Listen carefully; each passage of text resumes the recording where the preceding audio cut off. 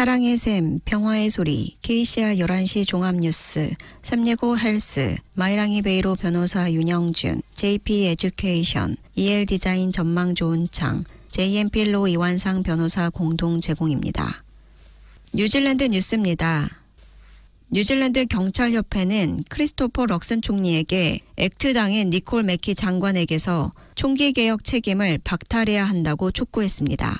크리스 카힐 경찰협회 회장은 액트당의 매키 장관이 이전에 총기 로비스트였으며 정부의 총기 개혁에 대해 특정 단체들과만 논의하고 경찰을 배제했다고 비판했습니다.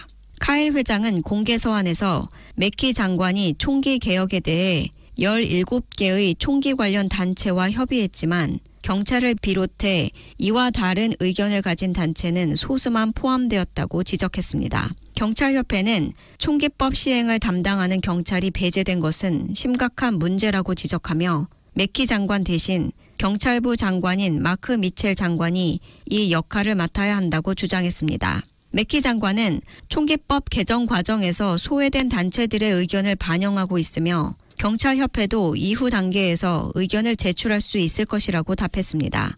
또한 총기 등록 검토는 아직 시작되지 않았으며 모든 뉴질랜드 국민이 개정 법안에 대해 의견을 제출할 기회가 있을 것이라고 덧붙였습니다.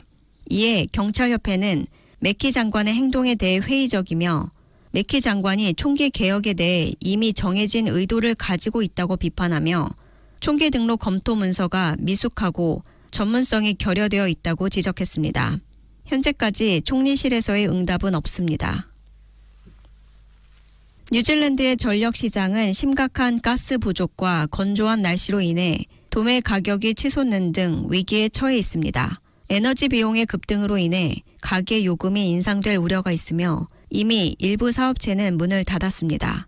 에너지 위기는 곧 정치적 위기로 바뀌었습니다. 시몬 브라운 에너지 장관은 가스 부족에 대해 노동당의 탐사 금지를 비난하며 액화 천연가스 수입을 고려하고 있다고 말했습니다.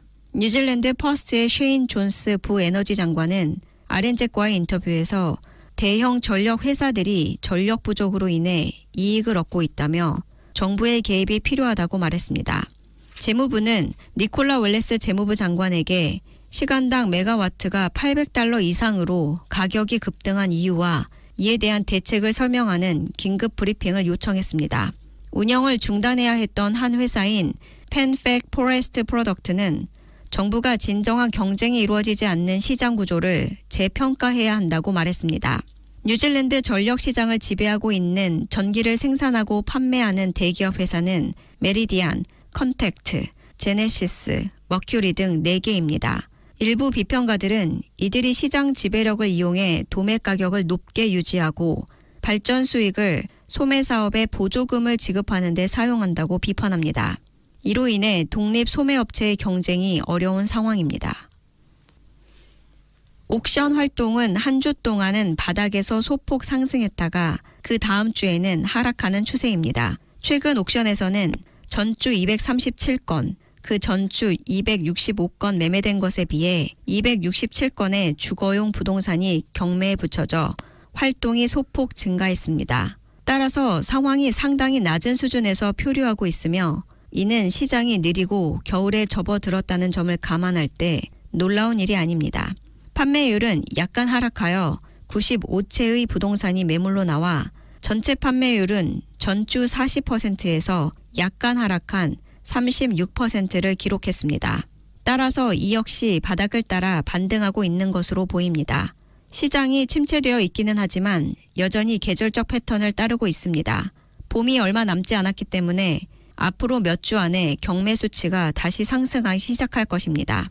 부동산이 옥션에 나올 수 있지만 얼마나 많이 팔리느냐가 중요하기 때문에 주목해야 할 중요한 수치는 판매율입니다.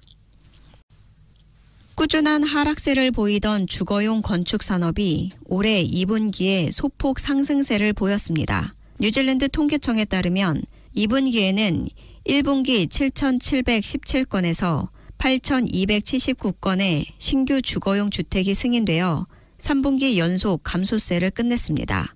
그러나 2021-22년 두 분기에 13,000여 채의 신규 주택을 허가했던 정점에 비하면 여전히 낮은 수치입니다. 물론 2분기에 발생한 소폭의 허가 증가세가 3분기까지 지속되지 않을 수도 있습니다.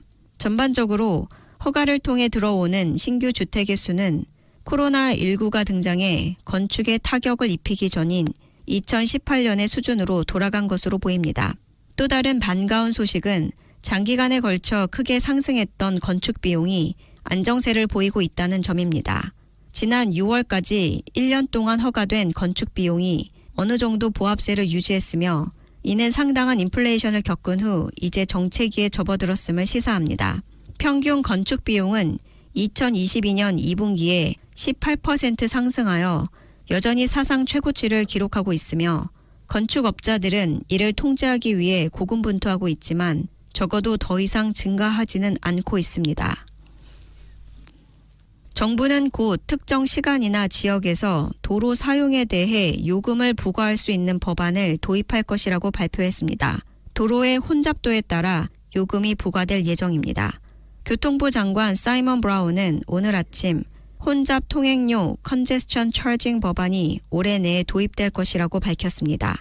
NZTA와 교통부는 시간대별 요금제가 도로 사용자의 이동 습관을 변화시키기 위해 특정 시간이나 장소에서 요금을 부과할 수 있다고 밝혔습니다. 브라운 장관은 시간대별 요금제가 이동 시간을 줄이고 경제 성장을 촉진할 것이라고 강조했습니다. 지금까지 전해드린 뉴질랜드 뉴스는 뉴스허브, 원뉴스, RNZ, 뉴질랜드 헤럴드, 스톱, interest.co.nz에서 간추렸습니다. 오늘의 환율 정보입니다. 뉴질랜드 달러와 대비 원화의 기준 환율은 819원 20전, 한국에서 보낼 때 827원 39전, 한국에서 받을 때 811원 1전입니다.